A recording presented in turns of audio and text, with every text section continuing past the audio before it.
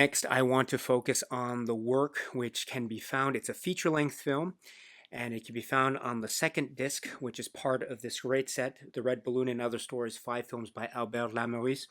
And this is the work which is described as being from the year 1960. It is a feature-length work according to the Criterion materials. It is approximately 83 minutes.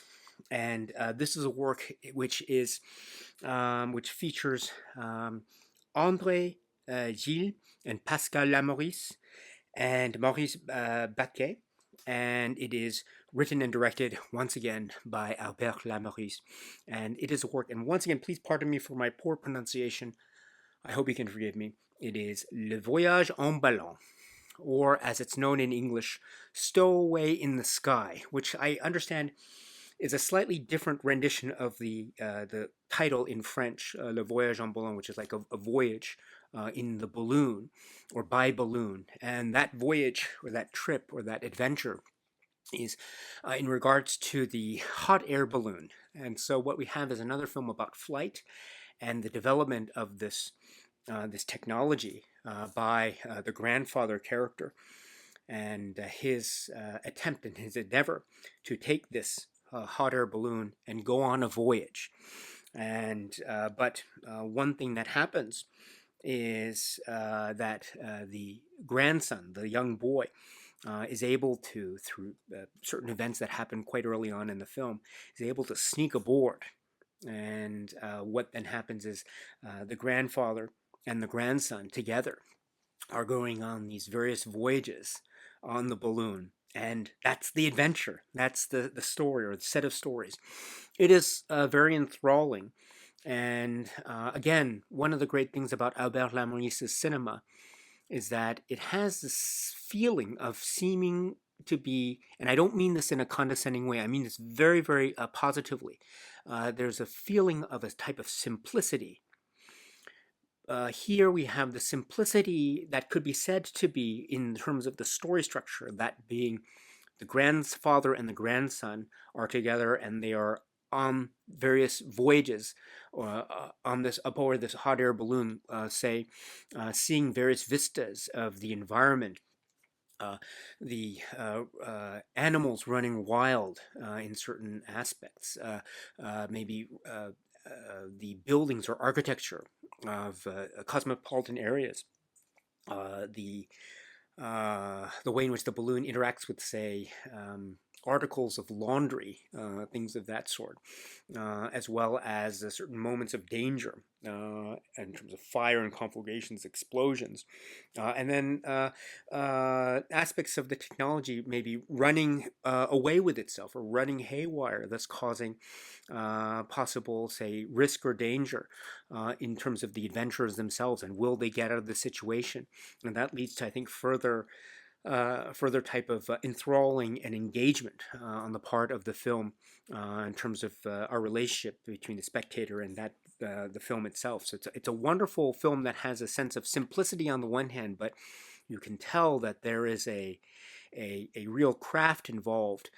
First of all, and this is also explained in one of the supplements, which we'll talk about later, which is that we're talking about footage that is actually being taken and these natural settings that are being displayed using very sophisticated forms of camera technology. So in that way, we are seeing footage captured of the environment, of nature, of the wild, that is itself a type of documentary-like footage. And so we are seeing actual things that are happening in front of us. That's not to suggest that this is 100% a documentary per se. This is a story. This has a narrative structure. This has a fiction feature structure to it. But there are elements and parts, and real significant parts, it could be said to be borrowing from the actualities of real life as it's being captured by the camera. So there are feelings or helpings of the documentary as well as feelings or helpings of the narrative, which is very much, I think, akin to what we've seen in many films in the set so far by Albert Lamorisse. For example, the Red Balloon, this idea of aspects of the film that are very much lyrical and poetic on the one hand, but also very much borrowing from the biographical family connections of Albert Lamorisse. And here's another great example of this. This feels very much like an enthralling adventure. I think in one of the supplements it's described by Pascal Lamorisse in one of the supplements in this Criterion set as being like an Indiana Jones adventure before the Indiana Jones films were made. And so I think there's a lot to be said about that, about the young boy and the grandfather. And we see what's so cool as well as we see the little interactions between the two of them as they're sharing the space. As they're traveling, and sometimes I love the moments, for instance, when the boy is holding the mirror as the grandfather's trying to shade, or those little details, which I think add to the sense of the intimacy and the family feel to this, while also allowing us to enjoy the ride, as it were, and allowing our imaginations to roam free as they are roaming free, in a manner of speaking. So there is this idea of the spectacle that is extraordinary and above and beyond what we might be used to on the one hand, or at least what I'm used to, because I've never been in this type of situation in my real life. So this is way beyond my own daily experiences. So in that way, it becomes this extraordinary fancy flight adventure that I am permitted to tag along to by virtue of watching this great film, and the beauty and spectacle of nature as we see captured by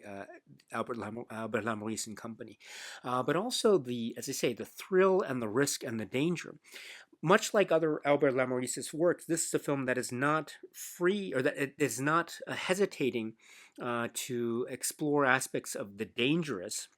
It also doesn't hesitate. It really goes for aspects that can be said to be very maybe cruel. There are turns of this film that could be said to be maybe even quite startling in terms of how danger and how risk is intertwined and enveloped into the narrative of this work. And I point this out because it reminds me too about how, when you read fairy tales or fables, very famous ones, they are not always 100% nice and sweet. I mean, sometimes, and quite oftentimes, they take turns that are very sinister and maybe villainous turns, or turns that showcase a type of cruel aspect to the story.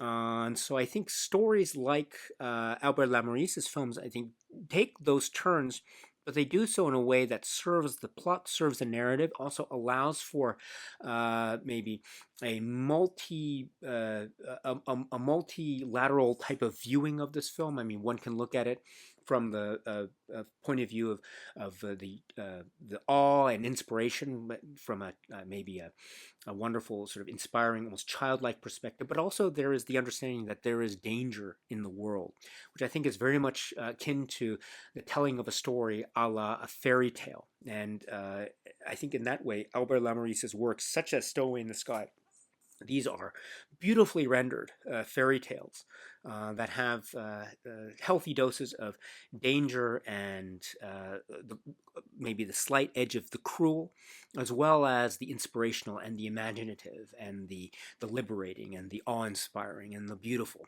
And so I think this is a great example of this, as well as showing us yet again the great technical aspects of Albert Lamorisse's cinema.